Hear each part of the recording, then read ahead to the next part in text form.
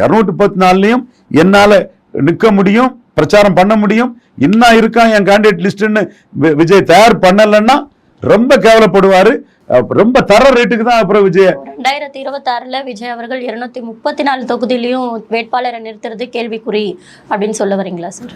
கேள்விக்குறியா இருக்குது, அதுக்கான முயற்சி இல்ல, சோம்பேறித்தனமா இருக்கிறாங்க. ஒரு 600 பேரையாவது நீங்க ஸ்ட்ராங்கான கேண்டிடேட்ஸ் இருக்கு இல்ல இல்ல இல்ல விஜய் பர்சனலா பேசினா ஆட்கள் வருவாங்க. அப்ப விஜய் பர்சனலா பேசி நின்னுங்க தம்பி, நம்ம என்ன நம்பி நின்னுங்க, இப்ப நீங்க என்ன ஓட்டு எடுக்கிறீங்களோ அது உங்களுக்கு பலன் அளிக்கும், அந்த பகுதியில் நீங்க ஒரு ஆளாயிருவீங்க.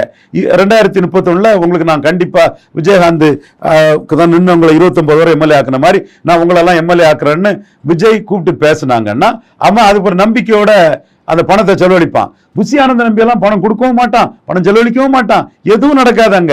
அது புஷி ஆனந்த் தான் காசை கொடுத்து செட்டப் பண்ணி அதை இது பண்ண